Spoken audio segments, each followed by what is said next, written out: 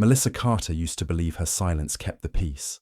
Tonight, it shatters her instead. Melissa Carter, 36, sat at a long table in a fancy, dimly lit restaurant. All around her were people in elegant clothes, talking and laughing. Across from her sat her husband, Brian Carter, 38, sharp suit, confident smile, the man everyone admired. He was a successful tech executive, and tonight they were joined by his work friends and their partners. The table buzzed with laughter and clinking glasses. Melissa smiled politely, trying to join in the light-hearted conversation. "That reminds me of when she began, but Brian cut her off. "Melissa?" He grinned cruelly. "You mean the stay-at-home failure? What would you know?" A few people chuckled uncomfortably. Melissa's cheeks burned. She forced a small laugh, hoping it would pass. But Brian didn't stop. "I mean, really," he continued louder now. "Maybe you should go back to school before trying to talk grown-up business." His voice had an edge. Another person at the table laughed, not kindly. Melissa looked down at her plate. Her hands shook slightly. She glanced at him and whispered, "Why are you doing this?" He leaned back in his chair and shrugged. "Just being honest. No harm in that, right?"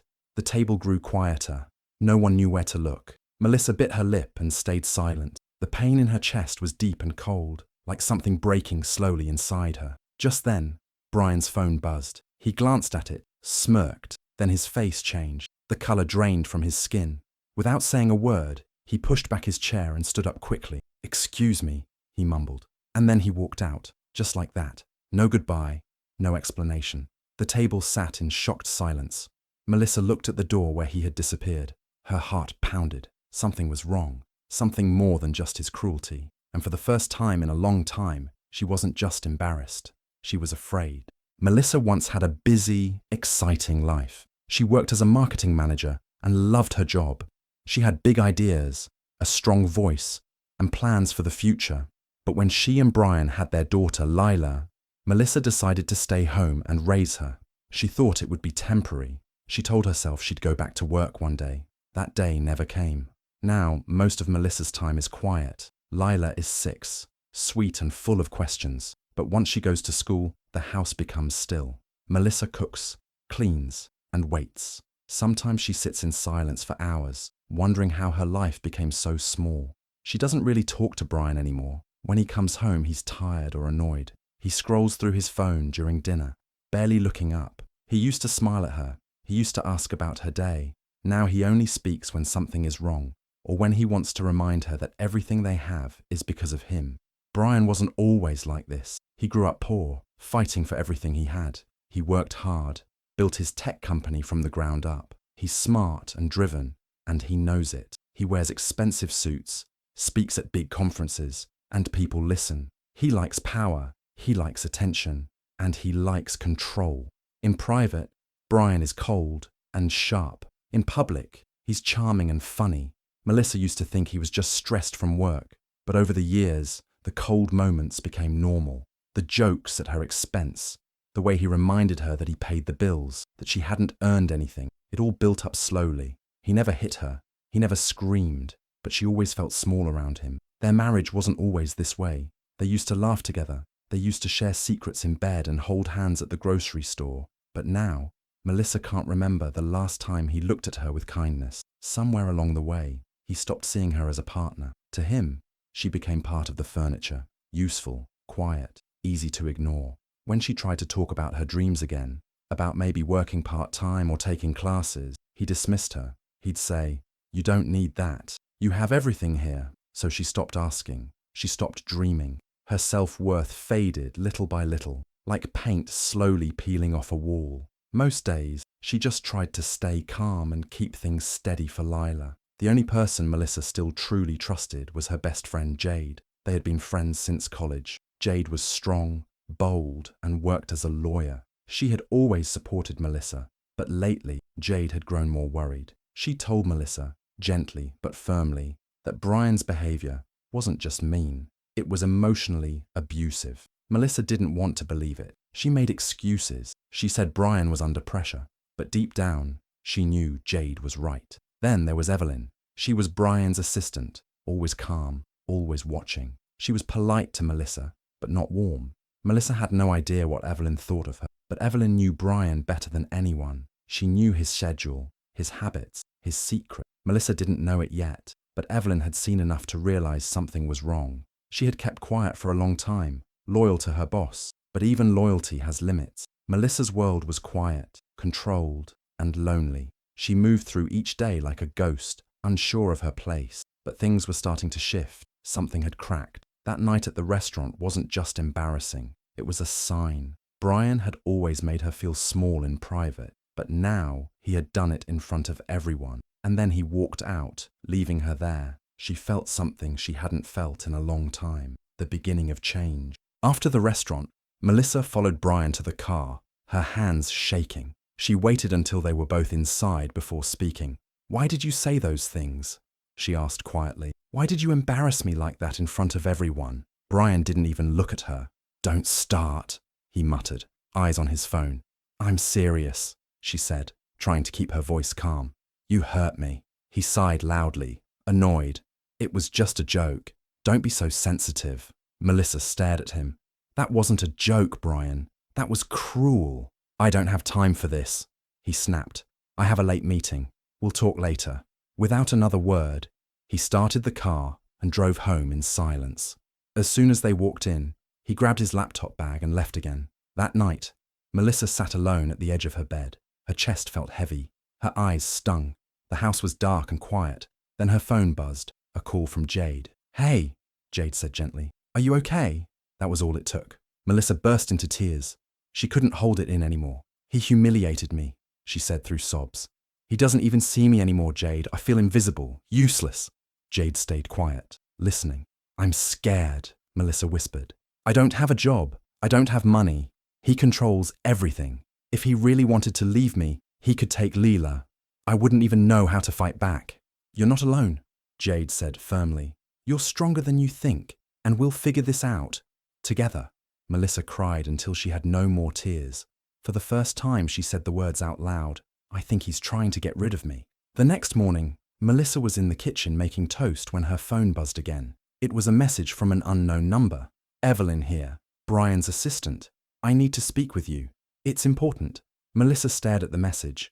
Her hands began to tremble. They met later that afternoon at a small cafe across town. It was quiet. Nobody seemed to notice the two women in the corner booth. Evelyn looked tired, but calm. She slid a sealed envelope and a flash drive across the table. "I've been keeping records," she said softly. "I've seen things over the past year that didn't sit right with me. At first, I stayed quiet, but after what he did to you last night, I couldn't anymore." Melissa opened the envelope. Inside were papers, legal documents, bank account statements, and copies of emails. Her eyes moved quickly over the pages. "These are his bank accounts?" she asked, confused. "Some of them, ones you didn't know about, hidden under different names. Look at this one." Evelyn pointed to a document. "He transferred a property into a shell company, secretly." Melissa's heart pounded. She looked at the flash drive in her hand. "What's on this?" "More proof. Emails between him and another woman. He's been seeing her for over a year. And this," Evelyn pulled out one last paper, "is the worst part." Melissa unfolded it slowly. It was a signed legal contract. Her name was on it, but she had never seen it before. "He created a trust," Evelyn explained. "It transfers all joint assets, everything you legally share with him, into a separate account, one you can't touch. He was planning to make you powerless." Melissa couldn't speak. She just stared at the paper, her breath short. "He's planning to cut you off," Evelyn said gently, "but you still have time. If you act now, you can stop him." Melissa looked up, eyes wide with fear and shock. "But you need to move quickly." Melissa sat on the floor of her bedroom, holding the papers Evelyn had given her. Her heart was heavy, her thoughts spinning. She couldn't stop thinking about the lies, the hidden money, and the other woman. Everything felt like a bad dream. "Was I blind?" she whispered to herself. "Was I weak?" Jade came over that night. She wrapped an arm around Melissa and sat beside her. "You're not weak," Jade said gently. "You were loyal. That's not the same thing." Melissa wiped her eyes. "He made me believe I had nothing without him." "He wanted you to believe that," Jade said. "But it's not true. You're still here. You're still standing." After that night, something changed in Melissa. She didn't cry as much. She didn't feel as frozen. Quietly, carefully, she started to prepare. She found a divorce lawyer, someone Jade recommended, someone discreet. She didn't tell Brian. She didn't even use her own email. Everything was done in secret. She opened a private bank account in her name only. She made copies of their important documents and took them to Jade's apartment for safekeeping. At home, she acted like nothing had changed. She smiled at breakfast. She helped Lila with her homework. She folded Brian's shirts and left dinner warm on the table. But inside, she was different. She was watching, planning, waiting. Brian noticed. At first, he just seemed annoyed. Then, he became louder, meaner. One evening when he came home and dinner wasn't ready, he exploded. "What have you been doing all day?" he shouted. "Sitting around again. You think this is a vacation?" Lila ran to her room, frightened. Another time, he told Melissa, "Lila needs a real role model, not someone who's always quiet and sad. Do you want her to grow up useless too?" He started using Lila to get to her, saying things like, "Mummy's not feeling well again," or "Mummy doesn't understand how hard I work." Melissa stayed calm, but it hurt. Every word was like a cut. Jade stayed close, always ready to help. She spent evenings with Melissa going through financial records. They looked for every little detail that might help her in court. Evelyn kept sending more information.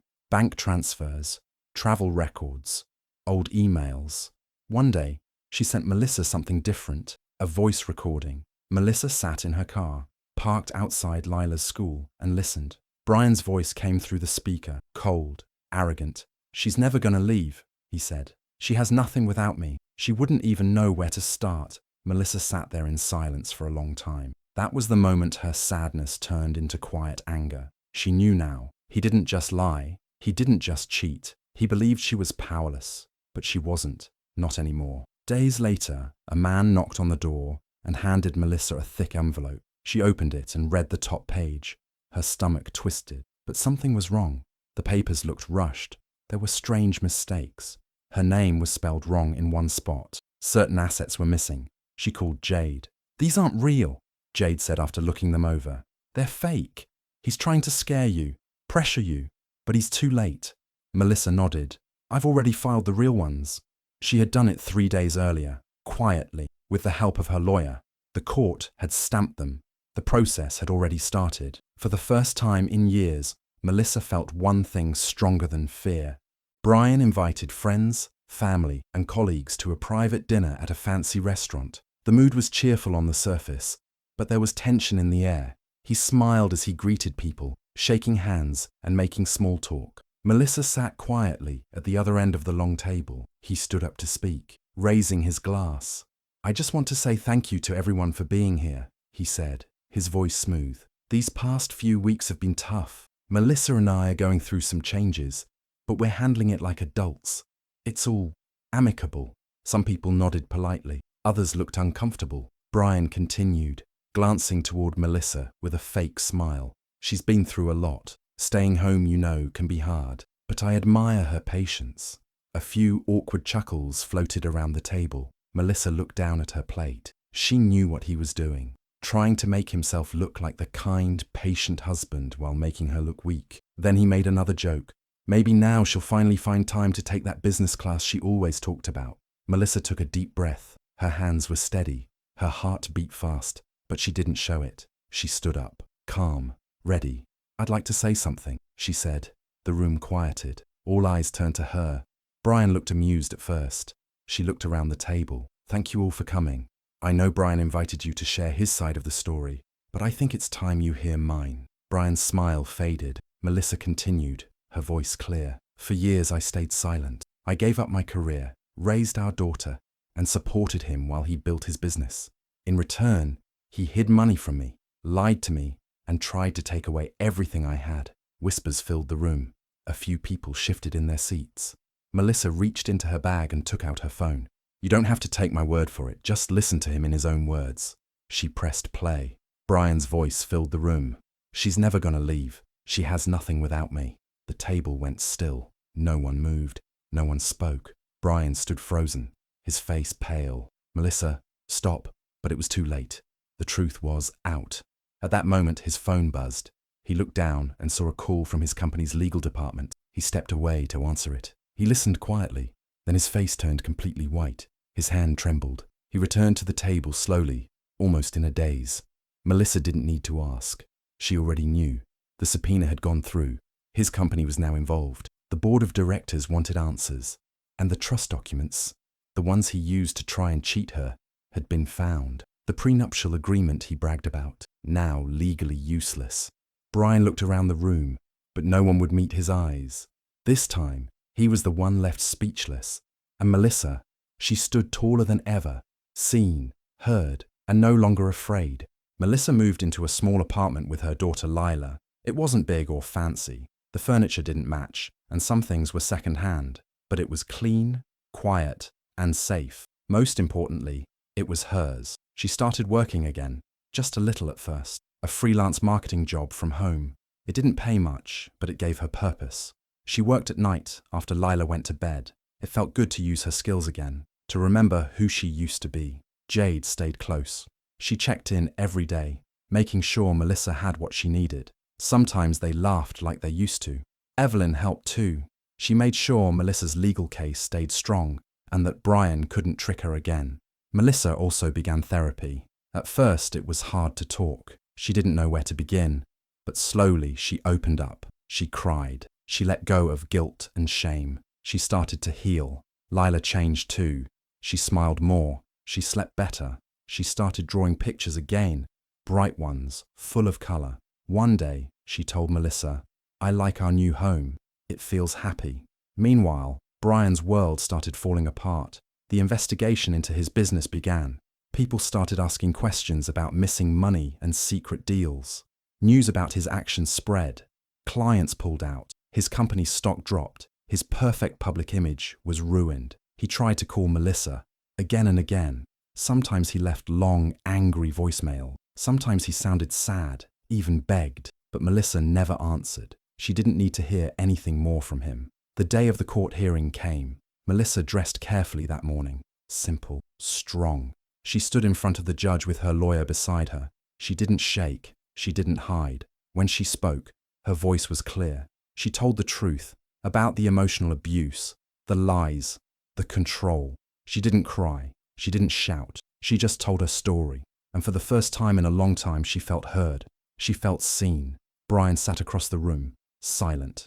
His lawyer spoke for him now. He had no control left. When the judge ruled in Melissa's favor, she felt no need to smile or celebrate. She just nodded quietly. It wasn't the end, but it was the beginning of something new, something better. She had fought, and she had won, not just in court, but in herself. A few months passed. One quiet afternoon, Melissa sat in a small coffee shop with her laptop open. She was writing again, something she hadn't done in years. The words came slowly, but they felt real. It was her story, in her voice. Sunlight poured in through the window. The smell of coffee filled the air. She felt calm.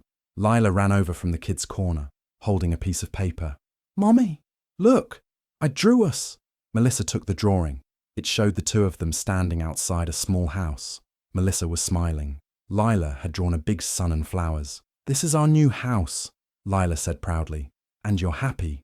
Melissa smiled, a soft, quiet smile that came from deep inside. She looked out the window, watching people pass by.